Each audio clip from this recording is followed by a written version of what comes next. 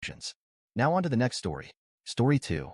AITA for ignoring my injured mom after she cut me out of her will? I, 50F, am the eldest of divorced parents. My father is happily remarried with more kids, but my mother stayed single and relies on me and my younger brother, 45, to come help her out in her retirement village regularly. It's a flight and a rental car to get to her, so it's kind of a pain. What makes it worse is that my younger brother, who is single with no kids, will never go down when she needs something, only when it aligns with his schedule. So he'll go down during his summer vacation and then help with things like moving furniture or taking her car in to be serviced. However, if it's an emergency of any kind, it's all on me. I'm married with kids in school and a decent career and a side gig, but all hell breaks loose if I don't go. Passive-aggressive texts, relatives pestering, etc.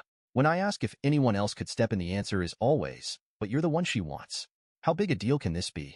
This woman is the most accident and illness-prone human you'll meet. And it's all for real. In the last few years, it's been a head-on car collision, cancer twice, another car accident, T-boned, and pneumonia. She wasn't like this growing up, just since retiring. So even staying the least amount of days, to the point of having to go back once when the caregiver I found flaked. I've burned through PTO, cashed in savings, left the kids to have milestones without me.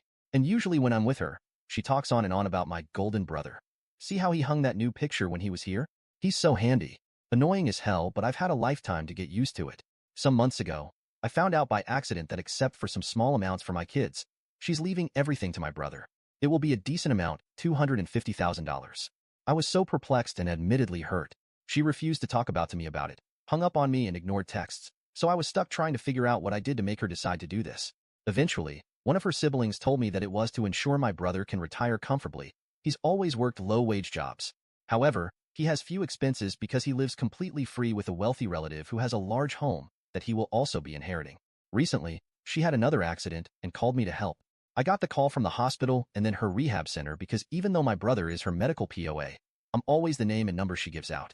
When I didn't say I'd be coming, she sent texts complaining of how hard it is to not be able to drive or do many things and push for my travel plans. My love for her and care for her was never based on money.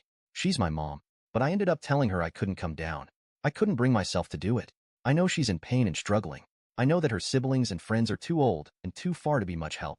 But in a moment of spite, I told her to get my brother to do it, and of course she defended him and added that he couldn't, as a guy, help with some things. My spouse says I'm in the right, that I've prioritized her needs all my life, and even if it's because of the will, it was past time for me to stop doing everything. But others, especially family, can't understand why I haven't gone down yet, and I end up feeling so disappointed in myself. Mom sends me, woe is me texts about how she will manage without me even though everything's a struggle. The injuries are legitimately difficult. Now she's sending texts about how she understands I'm too busy, and she'll call the youngest of her siblings, 67F, if she has to. Now on to the next story. Story 3. AITA for slapping a woman that was protecting my baby. I, 31M, Tim, and my wife 29F, Ashley, welcome our healthy baby boy, Ned, into the world 6 months ago. Her brother, Mike, is a 24M with special needs. He has had many medical issues since birth and is different than most people. However, he is the kindest and most fun person to be around, especially when he is talking about sports. When Ned was born, Mike was very hesitant in holding him, but was very curious about him. This last month, Mike actually wanted to hold Ned. My wife and I were thrilled. We do have rules in place for him holding Ned, but Mike likes the rules. Mike needs to be sitting down and my wife, Mike's parents, or I need to be around. This is mainly in case Ned gets fussy, we can take him from Mike, so he doesn't get overwhelmed. A week ago, Ashley's cousin Don's daughter Lily graduated high school and was throwing a party with her best friend Anna. We know both of the girls and wanted to go celebrate with them. Mike wanted to come, but his parents didn't, which was totally fine, and we brought him. Ashley was on an outdoor patio couch talking with Don while I had Ned. I was talking to a coworker that happened to be a friend of Anna's family. Mike came up and asked to hold Ned, which we went over to Ashley and he sat down. I gave Ned to Mike and asked Ashley if she needed a water since I was going to grab a beer from our cooler. I went to get the drink and was talking with my coworker when a woman, Karen, started screeching saying, "He shouldn't be touching that baby." We live in a place heavily influenced by certain religions, and she was saying how someone like Mike shouldn't be holding babies. She was screaming that Mike would drop Ned and hurt him, and how is everyone just ignoring it? Ashley asked the woman to stop yelling and stood up standing in the view of the Karen for Mike. She was telling Mike he was fun, but the woman kept screaming that he was going to hurt Ned. This got Mike flustered, in turn made Ned start to cry. Ashley took Ned from Mike, who instantly was covering his ears. I started heading towards them when Ashley was asking the woman to stop and leave them alone. Karen responded with, "How could a mother let an abomination from God hold onto an innocent baby? He's going to hurt the baby now and in the future." As she is yelling, she was getting closer to my wife and pointing at Mike over and over. Before I reached her, my wife turned and slapped the woman across the face. Karen stopped yelling for a moment, and I came up and took Ned from Ashley. Some man came over and grabbed the Karen who was freaking out that Ashley had hit her. Ashley told Karen if she keeps yelling that she would give her a black eye to go with the handprint on her face. Don was able to help get the Karen away from us. Ashley had to lift Mike off of the couch and guide him to the car so we could leave. I grabbed Ned's stuff and went to the car where Mike was crying and apologizing for hurting Ned. Ashley was crying and telling him he did nothing wrong. I drove to my in-laws and told them everything. Mike was able to get into a therapist the next day and has been going every day. In the middle of the week, my wife went to talk with Lily, and Anna happened to be there as well. Ashley felt bad that their party got ruined, and Anna was apologizing that her aunt did that. Ashley had gotten the girls' massage certificates to apologize and help them celebrate going into college. Anna tried not to take it, but my wife insisted. It wasn't Anna's fault that the adult Karen acted the way she did. Currently, Mike is still going to therapy, but the therapist said an event like this can take some time. He will come around Ned and is happy to see him, but won't ask to hold him. If you ask Mike to hold Ned, he will quickly say no and leave the room. Taking some commenters' advice, we are going to try just hanging out with Mike on a blanket on the floor with Ned to see if it helps him be more comfortable. Karen has found Ashley on social media and has messaged her along with some friends and family. From what I gathered, she is only telling people she was protecting the baby and my wife hit her for no reason. She has threatened to sue, but as of today hasn't done anything. I work with a lawyer who has put me in touch with one that is willing to represent my wife if it ever comes to that. Fingers crossed that Mike will be comfortable to soon hold his nephew. We will also try to update if things change. My wife vented to one of her friends and her mommy, a me class that ended up telling everyone what happened. All of the moms say my wife went too far when striking the woman. That has made my wife wonder if her protective instincts were too much. She was worried for her child and brother's safety and didn't want to give Karen the chance to get physical. I hope this makes more sense for people, and thank you for all the loving comments so far. Now on to the next story. Story 4. AITA for leaving my sister's wedding early after her maid of honor humiliated me in her speech. I 27F was a bridesmaid at my older sister's wedding last week. The wedding was beautiful, and everything seemed perfect until the reception. During the reception, the maid of honor, who has been my sister's best friend since childhood, gave her speech. It was emotional and all, but then she made a joke about how I was the family screw-up who finally managed to do something right by not messing up my bridesmaid duties. Everyone laughed, but I didn't find it funny. For context, I've had a rough few years. I struggled with my mental health and dropped out of college for a while. I've since gotten my life back on track, but it's still a sensitive topic for me. Hearing that joke in front of all our family and friends wasn't funny at all. My sister's best friend and I never really got along, but still I never expected something like this from her. Especially the day wasn't about me at all, then why bring me up in the speech? I tried to stay composed, but I felt the tears coming, so I quietly left the reception and went outside to collect myself. My sister followed me out and asked what was wrong. When I told her, she said it was just a joke and she meant nothing bad. I tried to go back inside, but I just couldn't, and I ended up leaving the wedding early. My parents understand why I was upset, but my sister is angry with me. I do feel terrible for leaving, but I also feel like I had the right to feel hurt and humiliated. Edit 1. I said nothing at the moment because I didn't want to cause a scene on my sister's special day. And I can't reason with her right now because she will just ask me if I haven't been taking my meds lately. That's what she does when she's angry with me, so I'm giving her some time to maybe realize how her best friend's joke was out of line. Edit 2. Someone asked me if my sister's best friend and I argued before / did I give her a reason to do this. My sister's best friend and I never went past high. She told me before, few years ago, that she, in general, doesn't feel comfortable around someone struggling mentally because in her head God only knows what they're capable of. Since she said this / to this day, I just try to avoid her. Update. My dad called to check up on me and see if my sister and I had talked things out. When I told him no, he said it's better if we talk about it now and assured me that I have nothing to apologize for. If my sister thinks she has nothing to apologize for, then the least she can do is make her best friend apologize or fully realize that the joke was out of line. By the way, my brother and I met 4 days ago, and he told me that Bill, my sister's husband, didn't like the way the MOH called me a screw-up in front of everyone, and some of those who laughed voiced later that they did so out of nervousness. On Monday, my sister called me to talk. When I made it to her place, her best friend was on the phone and didn't put it down for a second. My sister started by saying that just a few years ago I would have laughed hard and not taken the joke as an insult. I told her maybe some laughed because they don't know the reason she called me a screw-up. For context, when I was 16 something happened, and that's why I struggled mentally really badly between 16 to 18. When I was 17, I was diagnosed with PTSD and later with depression and anxiety. Since then, I don't like it when someone touches my head, especially my hair and the back of my head / neck. My sister knows everything. During our conversation, my sister did most of the talking. At some point, I felt like my sister had called me just to blame me again without trying to understand my perspective. When I tried to talk, she put her hand on the back of my neck and pulled me toward her with each sentence as if to say, "Do you understand?" Or, "Okay." I hated it and felt irritated. I honestly kept thinking, if I pushes her away, would I be in the wrong? Would they just call me mental and tell family I got physical? I tried to leave, but she insisted that no one was leaving until we sort this out.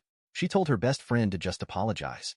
She refused and reminded my sister that I was the reason her husband got angry at her on their wedding day because I couldn't take a joke, and when I tried to explain why, I told her if she had focused her speech on the bride/groom, then maybe he wouldn't have had a reason to be angry. She refused to listen and brushed my words off. She said, "Yeah, whatever. Sorry." I was glad it was finally over, and as I was about to leave, I heard her say, "Can't take a joke that everyone knows is true." Both of them laughed, but my sister stopped mid-laugh and apologized. I didn't say anything and left. I think I've had enough. I know I've had a few rough years.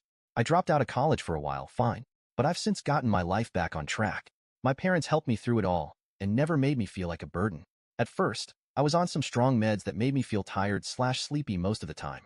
After a while, I started to feel a little better with therapy and my family's support.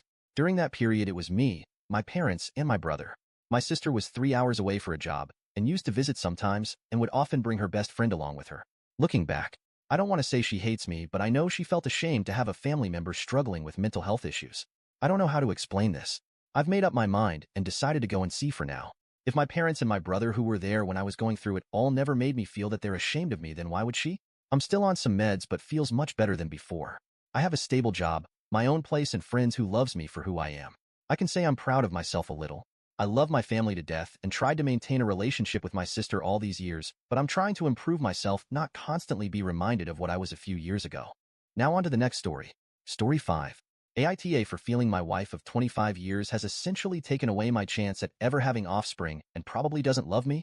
As the title says, I am 44, always planned on having kids with my wife, F43. We have a video we recorded together for our future children when we were younger. I didn't want to start until I was absolutely sure we were financially stable enough to support a kid. I can distinctly remember when that day came about 12 years ago. Suddenly, she wasn't so sure, which came as a complete shock to me. After much conversation, she agreed I'd make a great father, and we could finally stop using condoms. Yes, they were always required prior to that. Now it seemed like she started keeping track of her cycles, but I think we only tried, on the proper day, once or twice in a 2-year period. I feel like the keeping track she did was to make sure we didn't do it on those certain days. So here's where stuff gets really messed up. Spurred on by our dog's coming demise, I started researching why we never ended up having kids and came across some texts during that same time period where she had a 2 to 3 year affair. It was the guy that actually broke it off with her in the end because he knew she was married and didn't want to be a homewrecker. This made her intensely angry at me for 2 years. I had no idea why she was so mad. Honestly, now I wish she would have left me for him, so I could at least have a chance at finding a woman that truly loves me enough to have our baby. Did I mention that she cut me off of all sex since the affair, while still being intimate with him for over another 6 months? And it'll be 10 years this August since we made love. She claimed it was due to pain, but never went to doctors about it. Not even a handy on my birthday, no matter how many times I asked. Only recently after all this did we finally figure out what may be the worst part of this. She has bad CPTSD from childhood, which was erroneously attributed to agoraphobia and social anxiety for over a decade. So I have 2 choices. 1. Stick with the women I've loved for over 25 years and help her recover from the CPTSD. 2. Find a woman who loves me, and I love her, enough to have kids in very short order. Edit. Well, I had no idea this post would get so many replies. Thank you, kind Redditors, for reinforcing what I figured you'd all say. Sigh.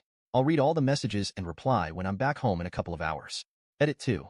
So I'm seeing lots of questions about why I didn't do more during the last 10 years. I've answered some of that in the comments, see below, but I think it's important I point out that I was trying to fill that hole in my heart for kids with pets. We lost our 12-year-old cat summer before last, and our 8-year-old shepherd needed surgery pregnant with our second baby.